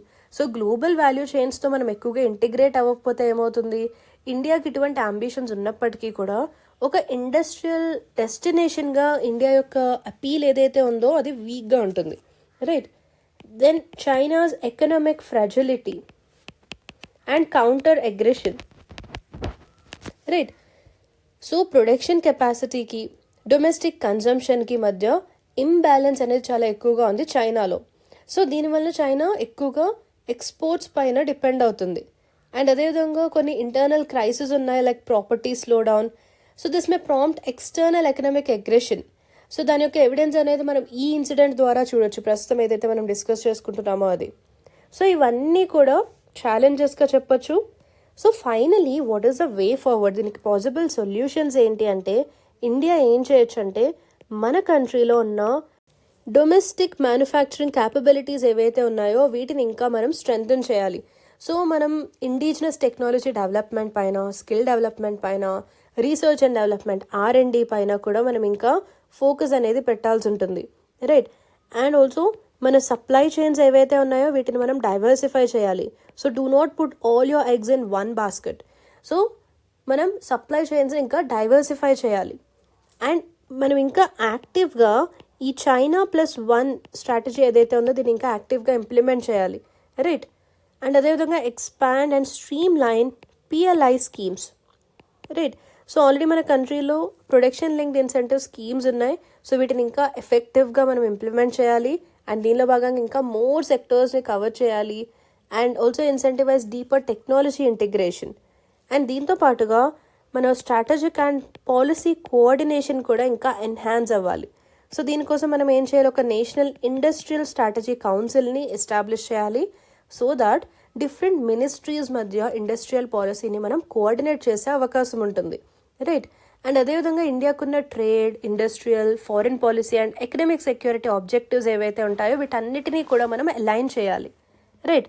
And also secure critical technologies and resources. So rare earth capabilities ఏవైతే ఉన్నాయో డొమెస్టిక్గా ఇండియాలో వాటిని ఇంకా మనం ఎక్స్ప్లోర్ చేయాలి అండ్ ఇంకా డెవలప్ చేయాలి. అండ్ అదేవిధంగా ఇండియాలానే ఆలోచిస్తున్న లైక్ మైండెడ్ కంట్రీస్ ఏవైతే ఉన్నాయో, సేమ్ కైండ్ ఆఫ్ పర్స్పెక్టివ్తో ఉన్న సిమిలర్ మైండ్ సెట్ ఉన్న కంట్రీస్ ఏవైతే ఉంటాయో వాటితో మనం ఇంకా పార్ట్నర్షిప్స్ అనేవి ఇంక్రీజ్ చేసుకోవాలి for secure technology access and joint R&D. And అదేవిధంగా ఇండియాలో ఇన్వెస్టర్ కాన్ఫిడెన్స్ అనేది ఇంక్రీజ్ చేయాలి. అంటే ఫారిన్ కంట్రీస్ నుండి కూడా ఇన్వెస్ట్మెంట్ వచ్చే విధంగా మనం ఇన్వెస్టర్ కాన్ఫిడెన్స్ని ఇంకా ప్రమోట్ చేయాలి. అండ్ ఇండియాలో ఈజ్ ఆఫ్ డూయింగ్ బిజినెస్ని కూడా ఇంకా మనం ఇంప్రూవ్ చేసినట్లయితే ఇన్వెస్ట్మెంట్స్ అనేవి ఇంక్రీజ్ అవుతాయి, రైట్? సో ఇవన్నీ కూడా possible solutions for this particular issue. So ఈ టాపిక్ని మనం డిఫరెంట్ డైమెన్షన్స్లో డిస్కస్ చేసుకున్నాం. So hope you are clear with it. ఇప్పుడు దీనిపైన ఒక మెయిన్స్ ప్రాక్టీస్ క్వశ్చన్ని చూద్దాం. సో క్వశ్చన్ ఏంటంటే, చైనా యొక్క జియో ఎకనామిక్ స్ట్రాటజీస్ ఏవైతే ఉన్నాయో ఇవి ఇండియా యొక్క మ్యానుఫ్యాక్చరింగ్ అంబిషన్స్ని ఏ విధంగా ఛాలెంజ్ చేస్తున్నాయి. అండ్ అదేవిధంగా అటువంటి ఎక్స్టర్నల్ డిస్టర్బెన్సెస్ అండ్ డిస్ట్రప్షన్స్ నుండి ఇండియన్ ఎకానమీ ఇన్సులేట్ చేయడానికి, అంటే ఆ పర్టికులర్ ఎఫర్ట్స్ ఏవైతే ఉన్నాయో ఎక్స్టర్నల్గా డిస్టర్బెన్సెస్ వాటి యొక్క ఇంపాక్ట్ అనేది ఇండియా పైన పడకుండా ఉండడానికి ఎటువంటి మెజర్స్ తీసుకోవచ్చు అనేది కూడా మనం సజెస్ట్ చేయాల్సి ఉంటుంది. So here the keyword is critically examine. Remember this. ఈ క్వశ్చన్కి ఆన్సర్ని 150 వర్డ్స్లో రాయడానికి ట్రై చేయండి. సో మన నెక్స్ట్ ఆర్టికల్ ఏంటో చూద్దాం. మన నెక్స్ట్ ఆర్టికల్ స్లీపింగ్ డిజాస్టర్స్. ఇది మనకు GS paper 1 and GS paper 3 point of వ్యూలో ఇంపార్టెంట్. సో దీని యొక్క కాంటెక్స్ట్ ఏంటంటే, రీసెంట్గా ఉత్తరాఖండ్లోని ఉత్తర్ కాశీలో ఏ విధంగా డిజాస్టర్ జరిగింది అనేది మనం చూసాం, రైట్? సో అది ఎందుకు జరిగింది అంటే ఎక్స్ట్రీమ్ రెయిన్ఫాల్స్ రావడం వలన, అదేవిధంగా silt or debris laden floods రావడం వలన, రైట్? సో ఇక్కడ మనకి న్యూస్లో ఉన్న రివర్ ఏంటి అంటే it is kheer Ganga river. So ఇది న్యూస్లో ఉంది కాబట్టి దీని యొక్క జాగ్రఫికల్ లొకేషన్ కూడా మనకి ఎగ్జామినేషన్ పాయింట్ ఆఫ్ వ్యూలో important. Just go through it, right? So ఈ రివర్ వలన ఈ పర్టికులర్ డిజాస్టర్ అనేది జరిగింది. And it also devastated Dharali town. And ఇక్కడ loss of lives, property, infrastructure. So మీరు ఈ విజువల్స్ అనేది చూసుంటారు, ఏ విధంగా లాస్ ఆఫ్ లైవ్స్ జరిగాయి అండ్ ఇంతవరకు ప్రాపర్టీ డ్యామేజ్ జరిగింది, ఇన్ఫ్రాస్ట్రక్చర్ ఏ విధంగా డ్యామేజ్ జరిగింది అనేది విజువల్స్ కూడా మీరు చూసుంటారు, రైట్? అండ్ దీనివల్ల మనకి ఏం తెలుస్తుంది అంటే it raises concerns over cloud burst classifications, right? And అదేవిధంగా ఫ్రెజైల్ జోన్స్లో, చాలా డెలికేట్గా ఉండే ఈ జోన్స్లో ఇన్ఫ్రాస్ట్రక్చర్ ఏ విధంగా ఉండాలి, అండ్ ప్రివెంటివ్ డిజాస్టర్ మేనేజ్మెంట్లో ఇది ఒక గవర్నెన్స్ ఫెయిల్యూర్గా కూడా మనం చెప్పొచ్చు, రైట్. సో దీనికి సంబంధించి ఫస్ట్ మనం హిస్టారికల్ బ్యాక్గ్రౌండ్ని చూద్దాం. ఎందుకంటే మన హిమాలయన్ రీజన్ ఏదైతే ఉందో ఈ హిమాలయన్ రీజన్లో చాలా ఎక్కువ సార్లు ఫ్లాష్ ఫ్లడ్స్ అనేవి జరుగుతూ ఉంటాయి, ల్యాండ్ స్లైడ్స్ జరుగుతూ ఉంటాయి, క్లౌడ్ బర్స్ట్ జరుగుతూ ఉంటాయి, రైట్. సో మనం 2013లో Kedarnath, right, this is one experience that we had. And also at Chamoli 2021 and also Joshimath subsidence 2023 and ఇప్పుడు 2025లో ఈ ఉత్తరకాశీలో చూస్తున్నాం. సో ఈ విధంగా రిపీటెడ్గా హిమాలయన్ రీజన్లో ఇటువంటి ఇన్సిడెంట్స్ అన్నీ జరుగుతూ ఉన్నాయి. సో ఎందుకు జరుగుతున్నాయి, వీటికి గల కారణాలు ఏంటనేది మనం చూసినట్లయితే అక్కడ ఇన్ఫ్రాస్ట్రక్చర్ అనేది ప్రాపర్ ప్లానింగ్తో జరగడం లేదు. It's a poorly planned infrastructure. And silt accumulation అనేది ఎక్కువగా జరుగుతుంది. అండ్ అక్కడ ఉన్న క్లైమేట్ వల్నరబిలిటీ కూడా and also climate variability is one reason. And also unscientific constructions. So మనకు నార్మల్ ఏరియాస్తో కంపేర్ చేసుకున్నప్పుడు, అంటే ప్లెయిన్ ఏరియాస్తో కంపేర్ చేసుకున్నప్పుడు హిల్లీ ఏరియాస్లో and especially landslide prone రీజన్స్లో ఇన్ఫ్రాస్ట్రక్చర్ అండ్ కన్స్ట్రక్షన్ వర్క్స్ ఎప్పుడైతే చేస్తారో వాటిని కాస్త ఇంకా జాగ్రత్తగా ఆ జోన్స్ని ప్రాపర్గా స్టడీ చేసి కన్స్ట్రక్షన్ చేయాల్సి ఉంటుంది, రైట్. సో ఆ విధంగా చేయకుండా అన్సైంటిఫిక్ కన్స్ట్రక్షన్ కూడా ఒక రీజన్గా చెప్పొచ్చు. సో ఈ ఇన్సిడెంట్ ఏదైతే జరిగిందో దీని యొక్క సిగ్నిఫికెన్స్ ఏంటి అంటే హిమాలయన్ ఎకాలజీ ఏదైతే ఉందో దీని యొక్క ఫ్రెజిలిటీ, అంటే ఎంత డెలికేట్గా ఉంటుంది మన హిమాలయన్ ఎకాలజీ అనేది ఇక్కడ హైలైట్ అవుతుంది. అండ్ అదేవిధంగా ఇక్కడ మనకి ఏం ఇంపార్టెంట్ అంటే early warning systems important, right. So మీరు విజువల్స్ చూసుంటారు, like people were running for their lifes, right. So కొంతమంది ముందుగానే ఈ పర్టికులర్ ఇన్సిడెంట్ని ఈ విధంగా వరద వస్తుందని చెప్పి కొంతవరకు పసిగట్టి హై ప్లేసెస్లోకి వెళ్ళి తమ ప్రాణాలు కాపాడుకోవడం జరిగింది. బట్ కొంతమంది మాత్రం అప్పటికప్పుడు అక్కడ నుండి పరిగెత్తడానికి ట్రై చేసినప్పటికీ కూడా ఈ వరదల్లో గల్లంతవడం జరిగింది. సో ఇక్కడ మనకి ఏం తెలుస్తుందంటే ఎర్లీ వార్నింగ్ సిస్టమ్స్ అనేవి చాలా ఇంపార్టెంట్. సో ముందుగానే కొంత సమయం ముందుగా అయినా కూడా మనకు వార్నింగ్స్ అనేవి ప్రొవైడ్ చేసినట్లయితే అట్లీస్ట్ మనం లాస్ ఆఫ్ లైవ్స్ అనేవి జరగకుండా కాపాడొచ్చు, right. So infrastructure and property డ్యామేజ్ని మనం ఏమీ చేయలేకపోయినప్పటికీ కూడా అప్పటికప్పుడు అట్లీస్ట్ మనం లైవ్స్ అనేవి కాపాడొచ్చు, which is very important, right. So ఈ పర్టికులర్ ఇన్సిడెంట్లో మనకి ఏం తెలుస్తుంది, క్లైమేట్ చేంజ్ యొక్క రోల్ అనేది ఇక్కడ హైలైట్ అవుతుంది. అండ్ అదేవిధంగా ఇట్ ఈస్ ఈ క్లైమేట్ చేంజ్ ఏదైతే ఉందో ఇది ఏ విధంగా రెయిన్ఫాల్ అనామలీస్ని ఇంటెన్సిఫై చేస్తుంది అనేది కూడా మనకి తెలుస్తుంది, right. And also misclassification of cloudburst. So cloud బర్స్ట్ని సరిగా క్లాసిఫై చేయకపోవడం వల్ల అడ్మినిస్ట్రేటివ్ రెస్పాన్సిబిలిటీ అనేది డైల్యూట్ అవుతుంది. అదేవిధంగా ఇన్స్టిట్యూషనల్ రెస్పాన్స్ కూడా డిలే అవుతుంది, రైట్. సో దీనివల్ల ఏంటంటే ఇక్కడ మనకి ఏం ఇంపార్టెంట్ అంటే కంటిన్యూస్ మానిటరింగ్ అనేది చాలా ఇంపార్టెంట్, రైట్. సో ఇటువంటి రీజన్స్లో ఎస్పెషలీ కంటిన్యూస్ మానిటరింగ్ అనేది జరగాలి. ఎస్పెషలీ సిల్ట్ అక్యుములేషన్ ఏ విధంగా జరుగుతుంది, డెబ్రీ అక్యుములేషన్ ఏ విధంగా జరుగుతుంది. సో ఇవన్నీ కూడా మనం కంటిన్యూస్గా మానిటర్ చేసుకున్నట్లయితే ఇది ఒక ప్రివెంటివ్ స్టెప్గా మనకి పనికొస్తుంది, రైట్. సో దీంతో పాటుగా ఎటువంటి ఛాలెంజెస్ని మనం ఫేస్ చేస్తున్నాం ఇటువంటి ఇష్యూస్లో అనేది మనం చూసినట్లయితే first of all there is a lack of weather infrastructure, right. So మన ఐఎండీ ఏదైతే ఉందో ఇండియన్ మెట్రలాజికల్ డిపార్ట్మెంట్ ఇక్కడ హిల్లీ ఏరియాస్కి సంబంధించి హై రెజల్యూషన్ రేడార్స్ లేవు, రైట్. సో అవి ఉన్నట్లయితే మనం ట్రూ క్లౌడ్ బర్స్ట్ని హెవీ రెయిన్ఫాల్ ఈవెంట్స్ని డిస్టింగ్విష్ చేసే అవకాశం ఉంటుంది. బట్ అటువంటి హై రెజల్యూషన్ రాడార్స్ అనేవి లేవు. అండ్ అదేవిధంగా వీటి యొక్క కేటగరైజేషన్ ఏదైతే ఉందో ఇది కూడా క్లియర్గా లేదు. It is misleading, right. So cloud burst tag often used loosely. It is allowing authorities to label these events as rare and unpredictable. So proper categorisation అనేది కూడా మనకి ఇంపార్టెంట్. అండ్ అదేవిధంగా silt and debris buildup. So ఎప్పటికప్పుడు వీటిని మనం monitor చేస్తూ ఉండాలి, right. So silt ఏ విధంగా ఉంది, డెబ్రీ ఏ విధంగా ఉంది, సో ఇది ఎంతవరకు బిల్డప్ అవుతూ ఉంది, right. Due to unregulated infrastructure and deforestation కూడా ఫ్లాష్ ఫ్లడ్ ఇంటెన్సిటీని ఇంకా పెంచుతుంది, రైట్. సో ఎందుకు డీఫారెస్టేషన్కి దీనికి లింక్ ఉందంటే, so for example consider there is a mountainous region. So mountainous రీజన్స్లో ఇన్ కేస్ ఇక్కడంతా మనకు ట్రీస్ అండ్ ప్లాంట్స్ ఉన్నట్లయితే వీటి యొక్క ఈ రూట్స్ ఏవైతే ఉంటాయో, ఈ ట్రీస్ యొక్క రూట్స్ ఇవి ఆ సాయిల్ లేయర్ని పట్టి ఉంచడం జరుగుతుంది. రైట్. సో దీనివలన ఫ్లాష్ ఫ్లడ్స్ వచ్చినప్పటికీ కూడా వాటి యొక్క స్పీడ్ కొంతవరకు తగ్గించవచ్చు అండ్ అదేవిధంగా వాటి యొక్క ఇంటెన్సిటీ అనేది కూడా కొంతవరకు తగ్గే అవకాశం ఉంటుంది. ఇన్ కేస్ ఈ విధంగా ట్రీస్ అండ్ ప్లాంట్స్ అన్నిటినీ మనం రిమూవ్ చేసి అటవీ నిర్మూలన డీఫారెస్టేషన్ చేసినట్లయితే ఏమవుతుంది, ఈ శాండ్ అంతా కూడా డైరెక్ట్గా ఎక్స్పోజ్ అవుతుంది.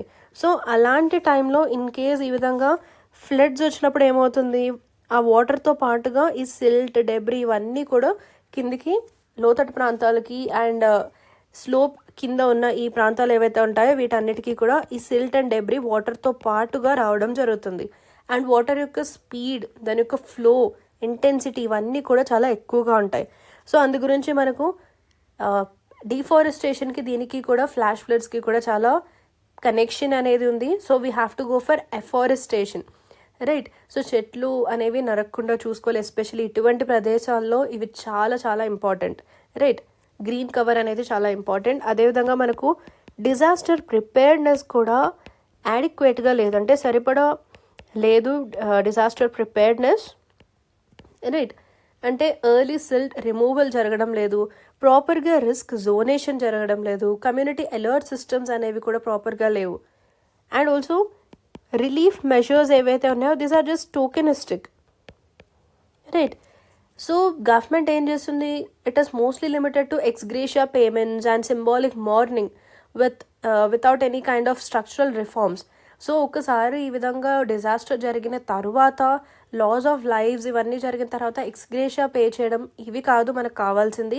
ముందుగానే స్ట్రక్చరల్ రిఫార్మ్స్ అనేవి తీసుకొచ్చినట్లయితే ఇటువంటి ఇన్సిడెంట్స్లో మనం లాస్ ఆఫ్ లైఫ్స్ అనేవి జరగకుండా కాపాడచ్చు. రైట్. సో ఈ విధంగా రిలీఫ్ మెజర్స్ అనేవి తీసుకుంటున్నాం తప్ప మనం ముందుగానే ప్రిపేర్డ్గా ఉండడం లేదు. అండ్ అదేవిధంగా coming to the infrastructure in these fragile zones. So fragile zones అంటే ఈ విధంగా డెలికేట్గా ఉండే జోన్స్ ఏవైతే ఉంటాయో అక్కడ ఉన్న road projects, dam projects, especially in high risk zones, ఇటువంటి కన్స్ట్రక్షన్స్ వల్ల ఏమవుతుంది, న్యాచురల్గా ఉన్న వాటర్ ఫ్లో అనేది డిస్టర్బ్ అవుతుంది. సో దీనివలన ల్యాండ్ స్లైడ్ అండ్ ఫ్లడ్స్ వచ్చే ప్రాబబిలిటీ ఇంక్రీజ్ అవుతుంది. సో ఇవన్నీ కూడా మనం ఫేస్ చేస్తున్న కొన్ని ఛాలెంజెస్. సో మనం ఎటువంటి స్టెప్స్ని తీసుకోవాలి, right, what are the possible measures? ఎందుకంటే మీకు మెయిన్స్లో క్వశ్చన్స్ అడగచ్చు. ఇటువంటి ఇన్సిడెంట్స్ రీసెంట్గా మనం రిపీటెడ్గా చూస్తున్నాం. రైట్. సో ఏమేమి ఇన్సిడెంట్స్ అనేవి కూడా మనం ఇక్కడ చూసాం. సో ఇటువంటి ఇన్సిడెంట్స్ అనేవి రిపీటెడ్గా జరుగుతున్నాయంటే మనం ఎటువంటి మెషర్స్ తీసుకోవచ్చు, సజెస్ట్ సమ్ మెషర్స్ అని అడిగే అవకాశం ఉంది. సో అప్పుడు మనం ఎటువంటి మెషర్స్ని మెన్షన్ చేయాలి ఆన్సర్స్లో అంటే, ఫస్ట్ ఆఫ్ ఆల్ మనం వెదర్ ఫోర్కాస్టింగ్ సిస్టమ్స్ని ఇంకా స్ట్రెంగ్థెన్ చేయాలి. అంటే హై ఆల్టిట్యూడ్ డాప్లర్ రేడార్స్ని డిప్లాయ్ చేయాలి. అదేవిధంగా రియల్ టైమ్ అలర్ట్స్ కోసం ఆటోమేటెడ్ రెయిన్ గాజెస్ని కూడా మనం డిప్లాయ్ చేయాల్సి ఉంటుంది. అండ్ అదేవిధంగా క్లాసిఫికేషన్తో ఇష్యూ ఉంది క్లౌడ్ బర్స్ట్కి సంబంధించి అని మనం చెప్పుకున్నాం. సో దానికోసం ఏం చేయాలి, we have to go for scientific classification and monitoring. Right. So మనం ఇంతకుముందు కూడా చాలాసార్లు చెప్పుకున్నాం, మెయిన్స్ ఆన్సర్స్ రాసేటప్పుడు ఒక టిప్ ఏంటంటే మనం ఏవైతే ఛాలెంజెస్ని మెన్షన్ చేయడం జరుగుతుందో వే ఫార్వర్డ్లో వాటికి సంబంధించి ప్రతి ఒక్క పాయింట్కి కూడా మనం సొల్యూషన్ ఇచ్చినట్లయితే it will be more connective. Right. సంబంధం లేకుండా కాకుండా ఛాలెంజెస్ ఏవైతే మెన్షన్ చేస్తామో వాటికి సంబంధించే మనం సొల్యూషన్ కూడా ఇచ్చినట్లయితే it will add more weight to your answer. Right. So ఇక్కడ మనం కేటగరైజేషన్తో ఇష్యూ ఉంది అని చెప్పుకున్నాం. సో ఇక్కడ సొల్యూషన్లో ఏంటి, క్లాసిఫికేషన్ సైంటిఫిక్గా జరగాలి అని ఒక పాయింట్ రాయాల్సి ఉంటుంది. రైట్. అండ్ అదేవిధంగా సిల్ట్ అండ్ డెబ్రీ బిల్డప్ అని అన్నాం. సో ఇక్కడ ఏంటి, పీరియాడిక్గా సిల్ట్ అండ్ డెబ్రీ ఆడిట్స్ అనేవి జరగాలి. Right. And especially post monsoon reviews. So monsoon season తర్వాత డెబ్రీ రిమూవల్ జరగాలి, సిల్ట్ లెవెల్ అసెస్మెంట్ జరగాలి, ఎస్పెషలీ చోక్ పాయింట్స్ దగ్గర. And also we have to restrict any high impact infrastructure. Right. So దీనికోసం ఏంటంటే మనకు ఈ మౌంటైన్ ప్రాజెక్ట్స్ అన్నిటిలో కూడా చాలా స్ట్రిక్ట్గా ఎన్వైరన్మెంటల్ ఇంపాక్ట్ అసెస్మెంట్స్, ఈఐఏ, వీటిని ఎన్ఫోర్స్ చేయాలి.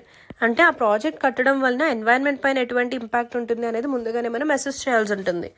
అండ్ అదేవిధంగా కమ్యూనిటీ బేస్డ్ డిజాస్టర్ ప్రిపేర్డ్నెస్. దీనికోసం లోకల్గా వాలంటీర్ నెట్వర్క్స్ని ఎస్టాబ్లిష్ చేయాలి, ఎవాక్యుయేషన్ డ్రిల్స్ అనేవి చేయాలి, అదేవిధంగా వల్నరబిలిటీ మ్యాపింగ్ అనేది కూడా ప్రిపేర్ చేయాల్సి ఉంటుంది. And finally we have to bring about policy reforms, right. So climate link hazards ఏవైతే ఉంటాయో వీటిని సిస్టమిక్ థ్రెట్స్గా రికగ్నైజ్ చేయాలి, not as just anomalies. And వీటిని అర్బన్ ప్లానింగ్లో, డిజాస్టర్ పాలసీలో కూడా ఇంటిగ్రేట్ చేయాల్సి ఉంటుంది. సో ఇవి దీనికి సంబంధించిన పాసిబుల్ సొల్యూషన్స్. సో మన నెక్స్ట్ ఆర్టికల్ ఏంటో చూద్దాం. మన next article Quranic justice is restorative not retributive. So ఇక్కడ ఏంటంటే మనకు మేజర్లీ ఈ టర్మ్స్ అనేవి చాలా ఇంపార్టెంట్, రైట్. సో ఏంటి రెస్టరేటివ్ జస్టిస్, ఏంటి రెట్రిబ్యూటివ్ జస్టిస్, వీటి మధ్య డిఫరెన్స్ ఏంటనేది చూద్దాం. So coming to రెస్టరేటివ్ justice and retributive justice, దీని యొక్క నేచర్ ఆఫ్ జస్టిస్ అనేది మనం చూసినట్లయితే రెస్టోరేటివ్ జస్టిస్లో ఏదైనా హామ్ జరిగినప్పుడు దాన్ని రిపేర్ చేయడం, రీకన్సిలియేషన్ చేయడం అండ్ హీలింగ్, ఇవి దీని యొక్క ఫోకస్. అండ్ రెట్రిబ్యూటివ్ జస్టిస్లో ఏంటంటే ఏదైనా ఒక అఫెన్స్ జరిగినప్పుడు ఎంత ప్రపోర్షన్ ఆఫ్ అఫెన్స్ అయితే జరుగుతుందో దానికి సేమ్ ప్రపోర్షనల్లో పనిష్మెంట్ అనేది ఇవ్వడం జరుగుతుంది, right. And then role of the state, restorative జస్టిస్లో స్టేట్ అనేది ఒక ఫెసిలిటేటర్గా ఉంటుంది లేదా మీడియేటర్గా ఉంటుంది in community led justice. And retributive జస్టిస్లో state acts as a prosecutor and enforcer of punitive laws. So punishment ఇచ్చే ఈ ప్యూనిటివ్ లాస్ ఏవైతే ఉన్నాయో వీటిని స్టేటే ఎన్ఫోర్స్ చేస్తుంది. అండ్ విక్టిమ్ యొక్క రోల్ చూసినట్లయితే అవుట్కమ్ని డిటర్మైన్ చేయడంలో విక్టిమే కీ స్టేక్ హోల్డర్గా ఉంటారు రెస్టోరేటివ్ జస్టిస్లో, రైట్. అండ్ రెట్రిబ్యూటివ్ జస్టిస్లో చూసినట్లయితే అఫెన్స్ జరిగి ప్రాసిక్యూషన్ అనేది స్టార్ట్ అయిన తర్వాత విక్టిమ్ మ్యాక్సిమం ప్యాసివ్గా ఉంటారు. అండ్ లీగల్ ఫిలాసఫీ చూసినట్లయితే రెస్టోరేటివ్ జస్టిస్ అనేది న్యాచురల్ జస్టిస్ ప్రిన్సిపల్స్ని ఫాలో అవుతుంది, అదేవిధంగా ఈక్విటీ, సోషల్ హార్మనీ, ఈ ప్రిన్సిపల్స్ని ఫాలో అవుతుంది. అండ్ రెట్రిబ్యూటివ్ జస్టిస్ చూసినట్లయితే it is based on legal positivism and deterrent punishment theory. అంటే ఒక పనిష్మెంట్ ఇవ్వడం ద్వారా దానివలన ఇతరులు they are deterred from doing it. So for example దొంగతనం చేయడం జరిగినట్లయితే ఆ చేతుల్ని కట్ చేయడం, సో ఇటువంటి పనిష్మెంట్స్ కొన్ని కంట్రీస్లో చూస్తూ ఉంటాం. సో అటువంటి పనిష్మెంట్స్ చూసినప్పుడు ఏమవుతుంది, మిగతా వాళ్ళు అటువంటి తప్పు చేయాలి అంటే భయపడే ఆ సిచ్యువేషన్ ఉంటుంది. It deters them from doing that kind of acts. So ఆ విధంగా వీరు డిటరెంట్ పనిష్మెంట్ థియరీని ఫాలో అవుతారు. Then political implication, so it promotes decentralised and participatory justice and community power. And ఇక్కడ రెట్రిబ్యూటివ్ జస్టిస్లో చూసినట్లయితే it reinforces centralised state control and legal authority. And human rights approach చూసినట్లయితే restorative జస్టిస్లో it is aligned with reformative ideals minimising incarceration. And here in case of retributive justice it can lead to excessive penalization including capital punishment, right. So చాలా ఎక్కువగా excessive penalization and punishment అనేది కూడా impose చేసే అవకాశం ఉంది retributive జస్టిస్లో. And even ఉరిశిక్ష కూడా విధించే అవకాశం ఉంది ఇక్కడ, రైట్. సో ఇది రెస్టోరేటివ్ జస్టిస్ అండ్ రెట్రిబ్యూటివ్ జస్టిస్ మధ్య ఉన్న డిఫరెన్స్. అండ్ హియర్ ఈ ఆర్టికల్లో ఏంటంటే కురానిక్ జస్టిస్ అనేది రెస్టోరేటివ్ జస్టిసే, రెట్రిబ్యూటివ్ కాదు అని చెప్పి ఈ ఆర్టికల్లో చెప్పడం జరిగింది, రైట్. సో మన నెక్స్ట్ ఆర్టికల్ ఏంటో చూద్దాం. మన next article what is the potential of biochar. So అసలు ఈ బయోచార్ అంటే ఏంటి అంటే ఇది ఒక type of charcoal, right. But ఇది కార్బన్లో చాలా రిచ్గా ఉంటుంది, చాలా ఎక్కువ కార్బన్ కాంపోనెంట్స్ అనేవి ఉంటాయి దీనిలో. It is very rich in carbon. And ఇది ఏ విధంగా ప్రొడ్యూస్ చేస్తారు అంటే it is by pyrolysis. So ఈ terminology is important, try to remember this. So pyrolysis అంటే ఏంటి అంటే ఆక్సిజన్ లేకుండా థర్మల్ డీకంపోజిషన్ చేసినప్పుడు దాన్ని పైరోలిసిస్ అంటాం, రైట్. సో దేని యొక్క పైరోలిసిస్ చేస్తారు అంటే pyrolysis of agricultural residue. So మనకు పంట కోసిన తర్వాత ఏదైతే రెసిడ్యూ మిగిలిపోతుందో ఆ అగ్రికల్చరల్ రెసిడ్యూ, అదేవిధంగా organic municipal solid waste. So వీటి యొక్క పైరోలిసిస్ ద్వారా ఈ బయోచార్ అనే ఒక టైప్ ఆఫ్ చార్కోల్ని తయారు చేయడం జరుగుతుంది, ప్రొడ్యూస్ చేయడం జరుగుతుంది. అండ్ దీని యొక్క క్యారెక్టరిస్టిక్స్ ఏంటి అంటే ఇది highly porous and also it is stable, right. And ఇది సాయిల్లో 100 నుండి 1000 years వరకు కూడా ఉంటుంది, రైట్. అండ్ ఇది లాంగ్ టర్మ్ కార్బన్ సింక్గా ఉంటుంది. సో మనం బయోచార్ యూజ్ చేసినట్లయితే ఆ సాయిల్ యొక్క ఫర్టిలిటీ అనేది ఇంక్రీజ్ అవుతుంది, రైట్. అంటే నేల యొక్క సారం అనేది పెరుగుతుంది. అదేవిధంగా గ్రీన్ హౌస్ గ్యాస్ ఎమిషన్స్ కూడా తగ్గుతాయి. సో ఇవన్నీ కూడా దీని యొక్క మేజర్ క్యారెక్టరిస్టిక్స్, రైట్. అండ్ ఇటువంటి బయోచార్ని యూజ్ చేయడం వలన ఎటువంటి అడ్వాంటేజెస్ ఉంటాయి అనేది మనం చూసినట్లయితే, so first major advantage is that carbon sequestration. So ఏంటి కార్బన్ సీక్వెస్ట్రేషన్ అంటే, so how does it happen because of biochar. So ఈ బయోచార్ వలన కొన్ని సెంచరీస్ వరకు ఆల్రెడీ మనం చూసాం 100 to 1000 years వరకు ఇది మట్టిలో ఉండగలదు అని చెప్పి. సో దీనివల్ల ఏమవుతుంది, ఇది కార్బన్ని కొన్ని సెంచరీస్ అండ్ సెంచరీస్ వరకు, అంటే కొన్ని వందల సంవత్సరాల వరకు మట్టిలో కార్బన్ని లాక్ చేసి ఉంచగలదు, right. And using 30 to 50% of India surplus biomass, వీటి వలన we can yield 15 to 26 million tons of biochar. దీనివలన ప్రతి సంవత్సరం కూడా మనం 0.9 to 1.6 GT కార్బన్ డైఆక్సైడ్ ఈక్వలెంట్ని మనం రిమూవ్ చేయగలిగే అవకాశం ఉంటుంది. సో కార్బన్ సీక్వెస్ట్రేషన్కి ఇది చాలా important. And next we have waste management. So waste మేనేజ్మెంట్లో కూడా ఇది మనకు చాలా అడ్వాంటేజెస్గా ఉంటుంది. ఎందుకు అంటే ఇది మన agricultural waste and municipal solid waste ఏదైతే ఉందో వీటన్నిటిని కూడా యూజబుల్ మెటీరియల్గా కన్వర్ట్ చేస్తుంది. మనం ఆల్రెడీ చెప్పుకున్నాం agricultural residue and organic municipal solid waste యొక్క పైరాలిసిస్ ద్వారా దీన్ని ప్రొడ్యూస్ చేస్తారు అని. సో అగ్రికల్చరల్ వేస్ట్ అయ్యుండొచ్చు, మన మున్సిపల్ సాలిడ్ వేస్ట్ అయ్యుండొచ్చు, వీటిని ప్రాపర్గా మేనేజ్ చేసే అవకాశం ఉంటుంది, ఎందుకంటే వీటిని యూజబుల్ మెటీరియల్గా మనం ఇక్కడ కన్వర్ట్ చేస్తున్నాం. సో ఈ విధంగా చేయకపోతే ఏమవుతుంది, ఈ వేస్టేజ్ అంతా కూడా ఓపెన్ బర్నింగ్ చేయడం జరుగుతుంది. ల్యాండ్ ఫిల్స్లో పెట్టడం వలన పెద్ద పెద్ద హీప్స్ ఆఫ్ వేస్టేజ్ అనేవి జనరేట్ అవుతాయి, రైట్. అండ్ వాటిని బర్న్ చేయడం వలన ఎంతో ఎయిర్ పొల్యూషన్ జరుగుతుంది. వీటన్నిటినీ కూడా మనం తగ్గించవచ్చు, రైట్. అండ్ అదేవిధంగా సాయిల్కి అండ్ అగ్రికల్చరల్ బెనిఫిట్స్ కూడా ఉన్నాయి. సో ఆల్రెడీ మనం చెప్పుకున్నాం సాయిల్ ఫర్టిలిటీ అనేది పెరుగుతుంది అని. సో సాయిల్లో న్యూట్రియంట్ రిటెన్షన్ అనేది ఇంప్రూవ్ అవుతుంది. అదేవిధంగా దాని యొక్క మాయిశ్చర్ హోల్డింగ్ కెపాసిటీ కూడా ఇంప్రూవ్ అవుతుంది. సో దీనివల్ల ఏమవుతుంది, క్రాప్ ఈల్డ్స్, సో ఈల్డ్ అనేది కూడా పెరుగుతుంది. ఆల్మోస్ట్ బై 10 to 25% ఇంక్రీజ్ అవుతుంది.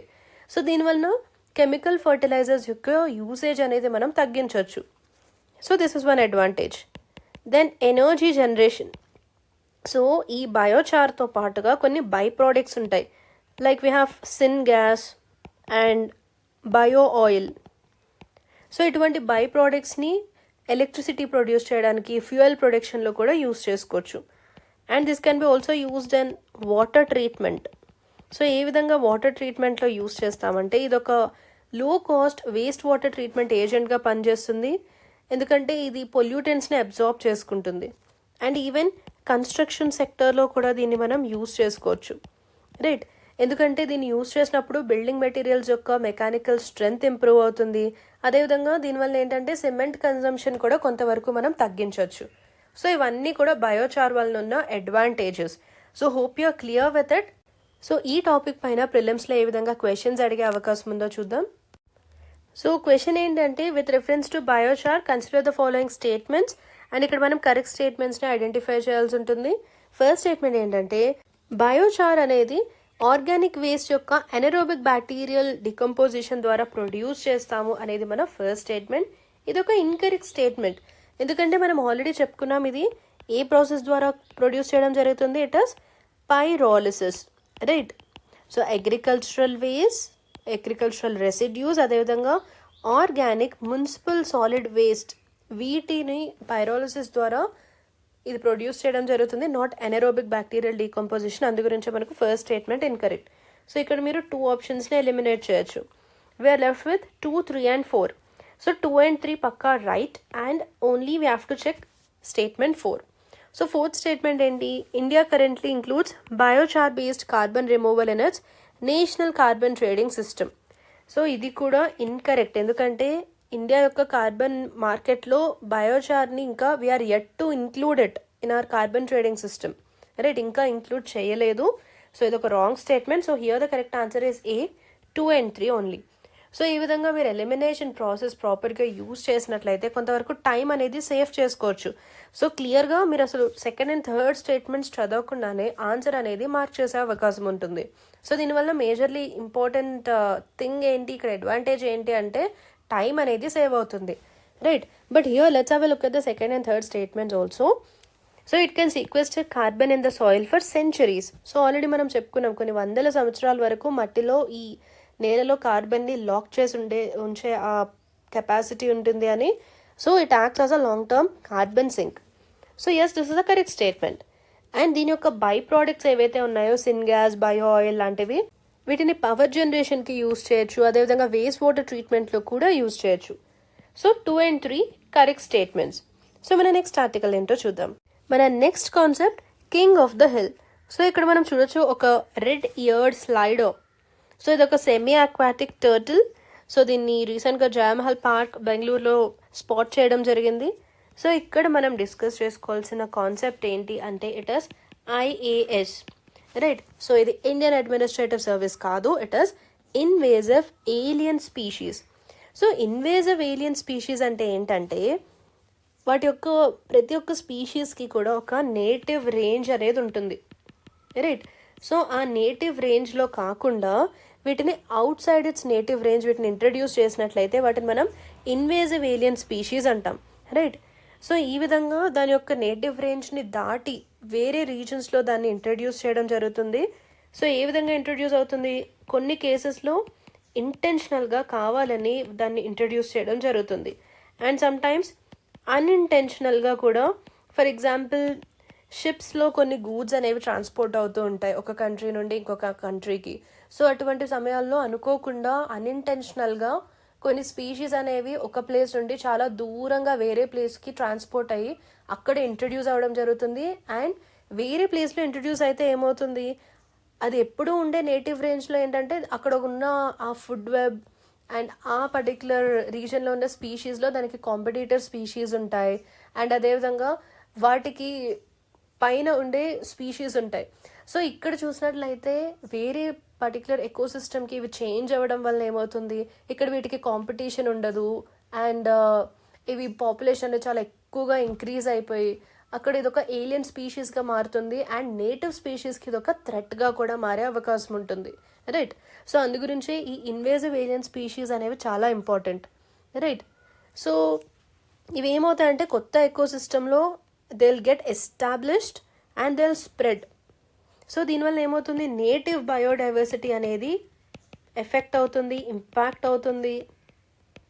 అండ్ అదేవిధంగా అక్కడున్న ఎకానమీ, హ్యూమన్ హెల్త్, వీటన్నిటికీ కూడా ఇది హామ్ని తీసుకురావడం జరుగుతుంది, హాని చేయడం జరుగుతుంది. సో దీనికి సంబంధించి ఏదైనా లీగల్ ఫ్రేమ్వర్క్ ఉందా అంటే ఎస్, ఇండియాలో చూసినట్లయితే. సో ఫస్ట్ మనం ఇండియాలో ఎటువంటి లీగల్ ఫ్రేమ్వర్క్ ఉందనేది చూద్దాం. So first we have convention on biological diversity. దీనిలో మనకు ఆర్టికల్ 8H ఉంది. సో దీని ద్వారా ఏంటంటే it calls for prevention, control or eradication of invasive alien species that threaten the ecosystems. And దీంతో పాటుగా మనకు wildlife protection act of 1972 ఉంది. సో దీనిలో డైరెక్ట్గా క్లాజ్ ఏమీ లేదు, బట్ ఇటువంటి ఎక్సాటిక్ స్పీషీస్ని రెగ్యులేట్ చేయడానికి still amendments are underway. Amendments సవరణలు అనేవి చేయబోతున్నాం. Then we have biological diversity act 2002. So దీంట్లో ఏంటంటే ఇన్వేసివ్ స్పీషీస్ యొక్క ఇంట్రొడక్షన్ని ప్రివెంట్ చేయడం జరుగుతుంది. And then we have national biodiversity authority. So it regulates the introduction of exotic species, right. So ఇటువంటి లీగల్ ఫ్రేమ్వర్క్స్ అనేవి ఉన్నాయి. సో ఎందుకు ఇన్ని ఫ్రేమ్వర్క్స్ తీసుకొస్తున్నాం, ఎందుకు ఇన్ని మెషర్స్ తీసుకుంటున్నాం అంటే ఈ ఇన్వేజివ్ ఏలియన్ స్పీషీస్ యొక్క ఇంపాక్ట్స్ చూసినట్లయితే మీకు ఇది అర్థమవుతుంది. సో ఇంపాక్ట్స్ ఏంటి అంటే ఫస్ట్ ఆఫ్ ఆల్ బయోడైవర్సిటీ పైన చాలా ఇంపాక్ట్ అనేది ఉంటుంది. So it may lead to loss of biodiversity. So ఎందుకు, నేటివ్గా ఇక్కడ ఫర్ ఎగ్జాంపుల్ ఇండియాలో కొన్ని స్పీషీస్ ఉన్నాయి, ఒక పర్టికులర్ ఎకోసిస్టమ్ ఉంది, అక్కడ ఆల్రెడీ కొన్ని స్పీషీస్ ఎస్టాబ్లిష్ చేయి ఉన్నాయి, వాటికి ఒక పర్టికులర్ ఫుడ్ చైన్ ఉంది, ఫుడ్ వెబ్ ఉంది, రైట్. సో ఏ స్పీషీస్ ఇంకొక స్పీషీస్కి ఫుడ్గా మారుతుంది. సో ఈ విధంగా ఒక ఫుడ్ చైన్ అనేది ఎప్పటి నుండే ఎస్టాబ్లిష్ అయి ఉంది. సో ఇక్కడ ఏమవుతుంది, ఈ విధంగా ఎక్కడి నుండో వచ్చిన ఏలియన్ స్పీషీస్ అక్కడ ఇంట్రడ్యూస్ అవ్వడం వలన ఈ నేటివ్ స్పీషీస్ యొక్క ప్రే లేదా వాటి యొక్క ఫుడ్ ఏదైతే ఉందో వాటితో ఇవి కంపీట్ చేస్తాయి, రైట్. కాంపిటీషన్ అనేది పెరగడం జరుగుతుంది. లేదా ఇవి డైరెక్ట్గా మన నేటివ్ స్పీషీస్నే తినేసే అవకాశం ఉంది, వాటినే ఫుడ్గా తీసుకునే అవకాశం ఉంది. సో అప్పుడు ఏమవుతుంది, మన దగ్గర ఆల్రెడీ ఎస్టాబ్లిష్ అయి ఉన్న ఫుడ్ చైన్స్ అన్నీ కూడా డిస్టర్బ్ అవుతాయి. సో ఫర్ ఎగ్జాంపుల్ ఈ రెడ్ ఇయర్డ్ స్లైడర్ ఏదైతే మనం చూసామో రీసెంట్గా న్యూస్లో ఉన్న ఈ species, it threatens native species. అదేవిధంగా దీనివలన ఎకోసిస్టమ్ ఇంబ్యాలెన్స్ కూడా జరుగుతుంది, రైట్. సో ఇది ఏ విధంగా అంటే ఇది ఇక్కడున్న న్యూట్రియంట్ సైకిల్స్ అన్నిటిని చేంజ్ చేస్తుంది, ఇక్కడున్న హైడ్రాలజీ మారుతుంది, అదేవిధంగా ఇక్కడున్న ఫుడ్ వెబ్స్ అన్నీ కూడా డిస్టర్బ్ అవుతాయి, రైట్. సో ఈ విధంగా ఎకోసిస్టంలో ఒక ఇంబ్యాలెన్స్ అనేది రావడం జరుగుతుంది. అండ్ దీంతో పాటుగా ఎకనామిక్ డ్యామేజ్ కూడా జరిగే అవకాశం ఉంది. సో ఎందుకు ఎకనామిక్ డ్యామేజ్ అంటే మన అగ్రికల్చర్కి ఇది హాని చేయొచ్చు, ఫిషరీస్, ఫారెస్ట్రీ, రైట్. సో ఇవన్నీ కూడా వీటి వల్ల ఇంపాక్ట్ అయినట్లయితే ఎకనామిక్ డ్యామేజ్ అనేది కూడా జరుగుతుంది.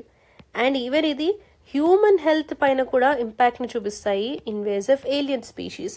ఎందుకంటే కొన్ని invasive plants and invasive animals వీటి వలన హ్యూమన్ బీయింగ్స్కి ఎలర్జీస్ రావచ్చు, అండ్ కొన్ని టైప్స్ ఆఫ్ డిసీజెస్ వచ్చే అవకాశం ఉంది, లేదా ఇంజరీస్ జరగచ్చు. సో ఈ విధంగా హ్యూమన్ హెల్త్ పైన కూడా ఇవి ఇంపాక్ట్ని చూపిస్తాయి, రైట్. సో ఇండియాలో ఎటువంటి ఇన్వేజివ్ ఏలియన్ స్పీషీస్ ఉన్నాయి, వాటికి సంబంధించి కొన్ని ఎగ్జాంపుల్స్ చూద్దాం. ఎందుకు మనం ఎగ్జాంపుల్స్ కూడా డిస్కస్ చేసుకుంటున్నామంటే ఈ స్పీషీస్ యొక్క నేమ్స్ పైన కూడా కొన్ని క్వశ్చన్స్ అడగడం జరిగింది ఇంతకుముందు ప్రీవియస్ ఇయర్ క్వశ్చన్స్లో, ప్రిలిమ్స్లో. అందు గురించి స్పీషీస్ నేమ్స్ ఇవన్నీ కూడా మనకి important, you have to remember this. So first is Lantana camara. ఇది ఒక టైప్ ఆఫ్ ప్లాంట్. సో దీని యొక్క ఇంపాక్ట్ ఏంటి అంటే it chokes native vegetation in forest. So మనకు ఆల్రెడీ ఉన్న నేటివ్ వెజిటేషన్ని ఇది ఎఫెక్ట్ చేస్తుంది. Then we have Parthenium hysterophorus. ఇది కూడా ఒక టైప్ ఆఫ్ ప్లాంట్, ఇది ఒక ఎలర్జెనిక్ వీడ్. సో ఇది మన క్రాప్స్కి, ఈవెన్ మన క్యాటిల్కి కూడా హార్మ్ఫుల్. దెన్ ప్రోసోపస్ జూలిఫోరా, ఇది కూడా ఒక టైప్ ఆఫ్ ప్లాంట్. సో ఇదేంటంటే గ్రౌండ్ వాటర్ని డిప్లీట్ చేస్తుంది అండ్ చాలా అగ్రెసివ్గా స్ప్రెడ్ అయిపోతుంది, రైట్. సో ఆల్రెడీ మన గ్రౌండ్ వాటర్ రిసోర్సెస్ పైన ఎంతో స్ట్రెయిన్ అనేది పడుతుంది, రైట్. సో హ్యూమన్ యాక్టివిటీస్ వలన కూడా చాలా స్ట్రెయిన్ అనేది పడుతుంది. అండ్ ఇటువంటి ఏలియన్ స్పీషీస్ వలన ఇది ఇంకా ఎక్కువగా గ్రౌండ్ వాటర్ని డిప్లీట్ చేస్తుంది. దెన్ రెడ్ ఇయర్డ్ స్లైడర్, ఇదే మనం ప్రస్తుతం డిస్కస్ చేసుకుంటున్న స్పీషీస్. ఇదొక టైప్ ఆఫ్ రెప్టైల్. సో ఇది ఏం చేస్తుందంటే నేటివ్ టర్టిల్స్ని డిస్ప్లేస్ చేస్తుంది, అంటే ఒక ప్లేస్ నుండి ఇంకొక ప్లేస్కి అవి మారాల్సి వస్తుంది. దెన్ ఆఫ్రికన్ క్యాట్ ఫిష్, ఇది ఒక టైప్ ఆఫ్ ఫిష్. సో ఇది ఏం చేస్తుంది, మనకి నేటివ్గా ఉన్న ఫిష్ పైన ఇట్ ప్రిడేట్స్ ఆన్ ఇట్, అంటే వాటిని ఇది తినేస్తుంది. And also it leads to unregulated aquaculture. Then common myna, it's a type of bird. So ఇదొక పక్షి రకం. సో ఇదేంటంటే నెస్టింగ్ సైట్స్ ఏవైతే ఉంటాయో నేటివ్ బర్డ్స్కి సంబంధించి వీటికి కాంపిటీషన్గా మారుతుంది. దెన్ యాపిల్ స్నేల్, ఇది ఒక టైప్ ఆఫ్ మొలస్క్. ఇదేం చేస్తుంది, ప్యాడీ ఫీల్డ్స్ని డ్యామేజ్ చేస్తుంది, రైట్. సో ఈ విధంగా కొన్ని ఏలియన్ స్పీషీస్ అండ్ వాటి యొక్క ఇంపాక్ట్ అనేది కూడా మనం గుర్తుపెట్టుకోవాల్సి ఉంటుంది. This is important for us from examination point of view. And ప్రస్తుతం మనం డిస్కస్ చేసుకుంటున్న ఈ రెడ్ ఇయర్డ్ స్లైడర్ ఏదైతే ఉందో దీనికి సంబంధించి కొన్ని డీటెయిల్స్ చూద్దాం. ఎందుకంటే ప్రస్తుతం ఇది న్యూస్లో ఉంది కాబట్టి దీనికి సంబంధించి కాస్త ఎక్కువ డీటెయిల్స్ చూసినట్లయితే it is actually native to north America, right. And ఇది ఏ విధంగా ఇండియాలో ఎంటర్ అయింది అంటే ఇది పెట్గా చాలా పాపులర్, రైట్. అండ్ దీన్ని చాలా చోట్ల ఇండియాలో అర్బన్ లేక్స్లో, పాండ్స్లో రిలీజ్ చేయడం జరిగింది. బట్ దీనివల్ల థ్రెట్ ఏంటి అంటే ఫుడ్కి కానీ బాస్కింగ్ స్పాట్స్కి సంబంధించి నేటివ్ టర్టిల్స్తో ఇది చాలా కంపీట్ చేయడం జరుగుతుంది. అండ్ అదేవిధంగా ఇది ఆక్వాటిక్ ఎకలాజికల్ బ్యాలెన్స్ని కూడా డిస్టర్బ్ చేస్తుంది. So it is not regulated at under a national invasive species control policy in India. So మన నెక్స్ట్ ఆర్టికల్ ఏంటో చూద్దాం. సో మన నెక్స్ట్ ఆర్టికల్ ఏంటంటే Thadou tribe leaders Meitei groups meet to pursue peace in Manipur. So ప్రస్తుతం ఉన్న కాంటెక్స్ట్ ఏంటంటే 2023 నుండి 2025 లాస్ట్ 2 yearsలో ఏం జరిగిందంటే we have seen this Meitei Kuki conflict. Hope you are aware of this. దీని గురించి మీరు వినుంటారు, మెయిటీ కుకీ కాన్ఫ్లిక్ట్ గురించి మణిపూర్లో. సో దీనివల్ల ఏంటంటే ఈ తాడో ట్రైబ్ యొక్క మెంబర్స్ చాలా ఎఫెక్ట్ అయ్యారు. And we have something known as Tado Inpi Manipur, right. It is TIM. So వీళ్ళు ఏం చేశారంటే ఈ TIM leaders they held talks with Meitei civil society groups to pursue peace. So ఈ రీజన్ వల్లనే ఇది న్యూస్లో ఉంది. సో ఈ టీఐఎం ఏమంటుందంటే తడో అనేది ఒక tribal identity. So it is not to be confused with Kuki, right? So Kuki అనేది ఒక పొలిటికల్ లేబుల్గా చూస్తున్నారు అండ్ తడో అనేది ఒక ట్రైబల్ ఐడెంటిటీ అని చెప్పడం జరిగింది. సో ఏంటి తడో ట్రైబ్ అంటే ఇది ఒక ట్రైబల్ కమ్యూనిటీ. వీరు ఎక్కువగా మణిపూర్లోని హిల్స్లో నివసిస్తూ ఉంటారు అండ్ ఇది కుకీ ఎథ్నిక్ గ్రూప్ యొక్క ఒక సబ్ గ్రూప్గా చెప్పొచ్చు. బట్ తడో ట్రైబ్ ఏంటంటే వీరికి ఒక డిస్టింక్ట్ కల్చరల్ ఐడెంటిటీ ఉంది అని చెప్తారు, రైట్? అంటే కుకీ ఎథ్నిక్ గ్రూప్లో సబ్ గ్రూప్ అయినప్పటికీ కూడా మాకు సపరేట్గా ఒక డిస్టింక్ట్ కల్చరల్ ఐడెంటిటీ ఉంది అని చెప్తున్నారు. అండ్ వీరి యొక్క లాంగ్వేజ్ చూసినట్లయితే it is Thadou language. So it's a part of Tibeto Burman family. మనకి లాంగ్వేజ్ ఫ్యామిలీస్ ఉంటాయి, hope you are aware of this. So Thadou language అనేది టిబెటో బర్మన్ ఫ్యామిలీ కిందకు వస్తుంది. అండ్ వీరి యొక్క జాగ్రఫికల్ ప్రెజెన్స్ ఎక్కడుంది అని చూసినట్లయితే మేజర్లీ వీరు మణిపూర్లోనే ఉంటారు. బట్ ఇంకా అదర్ స్టేట్స్లో కూడా వీరిని చూడొచ్చు. ఫర్ ఎగ్జాంపుల్ నాగాలాండ్లో ఉంటారు and Assam, Mizoram and then Tripura, right? And even Myanmar in border areas, right? So ఇక్కడ కూడా వీరి యొక్క జాగ్రఫికల్ ప్రెజెన్స్ అనేది మనం చూడొచ్చు. సో ఈ టాపిక్కి సంబంధించి just remember these details and Meitei Kuki conflict కూడా ఒక్కసారి రివైజ్ చేసుకోండి, ఎందుకంటే ఇది రీసెంట్గా న్యూస్లో ఉంది కాబట్టి. ఈరోజు మనం డిస్కస్ చేసుకోబోయే last article, fishing gear a major source of microplastic contamination along Indian Coast says minister. So ఏంటి మైక్రో ప్లాస్టిక్స్? దీని యొక్క డెఫినేషన్ చూసినట్లయితే micro plastics, so just split the word. So ఇవి చాలా చిన్న సైజులో ఉండే టైనీ ప్లాస్టిక్ పార్టికల్స్. అంటే వీటి యొక్క సైజ్ ఎంతవరకు ఉంటుంది? 1 మైక్రోమీటర్ నుండి 5 మిల్లీమీటర్స్ వరకు ఉంటుంది. అంత చిన్న సైజ్ ప్లాస్టిక్ పార్టికల్స్ ఇవి. అందు గురించి వీటిని మైక్రో ప్లాస్టిక్స్ అంటాం. అండ్ వీటిలో కూడా రకాలు ఉన్నాయి. సో ఏంటి అంటే primary microplastics, secondary microplastics. So primary microplastics అంటే వీటిని డైరెక్ట్గా మైక్రో సైజ్లో మ్యానుఫ్యాక్చర్ చేస్తారు. సో ఫర్ ఎగ్జాంపుల్ మనం కొన్ని కాస్మెటిక్స్లో చూస్తూ ఉంటాం మైక్రో బీడ్స్ ఉంటాయి. అంటే వాటిని డెలిబరేట్గా ఆ సైజులోనే డైరెక్ట్గా మ్యానుఫ్యాక్చర్ చేస్తారు. అండ్ సెకండరీ మైక్రోప్లాస్టిక్స్ ఏంటి? మనకు యూవీ ద్వారా, అల్ట్రావైలెట్ రేడియేషన్స్ ద్వారా, ఫ్రిక్షన్ ద్వారా పెద్ద సైజులో ఉన్న ప్లాస్టిక్ ఐటమ్స్ అనేవి వీటి యొక్క బ్రేక్ డౌన్ జరిగి ఇవి చిన్న చిన్న పార్టికల్స్గా మారుతాయి, మైక్రోప్లాస్టిక్స్గా, రైట్? సో ఆ విధంగా ఫామ్ అయిన వాటిని సెకండరీ మైక్రోప్లాస్టిక్స్ అంటాం. లేదా డైరెక్ట్గా చిన్న సైజులోనే వాటిని మ్యానుఫ్యాక్చర్ చేస్తే ప్రైమరీ మైక్రోప్లాస్టిక్స్ అంటాం. ఇది difference. Try to remember this basic difference, right? And వీటి యొక్క సోర్సెస్ ఏంటి? ఎక్కడి నుండి వస్తున్నాయి ఇవి? మన ఓషన్స్లోకి, సీస్లోకి, అసలు మన కోస్టల్ ఏరియాస్లోకి మైక్రోప్లాస్టిక్స్ ఏ విధంగా వస్తున్నాయంటే according to our MOES and NCCR report, mostly the input is from riverine inputs, right? అంటే మనకు వివిధ నదుల ద్వారా and also from inland to the coast they are reached by rivers. So నదుల ద్వారా ఇవి క్యారీ అవుతున్నాయి మన ఓషన్స్లోకి అని చెప్పడం జరిగింది. అండ్ అదేవిధంగా fishing gear debris, right? So abandoned, last and discarded fishing gears ఇది ఒక మేజర్ సోర్స్గా చెప్పడం జరిగింది. అండ్ అదేవిధంగా ప్లాస్టిక్ వేస్ట్ యొక్క బ్రేక్ డౌన్ వల్ల కూడా ఇవి ఫామ్ అవుతున్నాయి. So for example bottles, bags, nets. So ఇవేంటంటే మెరైన్ ఎన్వైరన్మెంట్లో కొంత టైం తర్వాత డీగ్రేడ్ అవ్వడం వలన ఈ విధంగా మైక్రోప్లాస్టిక్స్ అనేవి ఫామ్ అవుతున్నాయి. అండ్ ఈ సర్వేని ఎవరు కండక్ట్ చేశారు అంటే మన ministry of earth sciences and NCCR అంటే national centre for coastal research. So ఈ డీటెయిల్స్ మనకు ఆ సర్వే నుండి వస్తున్నాయి. సో ఈ సర్వే 2022 నుండి 2025 వరకు ఈ 3 years డేటా ప్రకారం మనకు ఈ విధంగా ఇవి సోర్సెస్ అని చెప్పడం జరిగింది.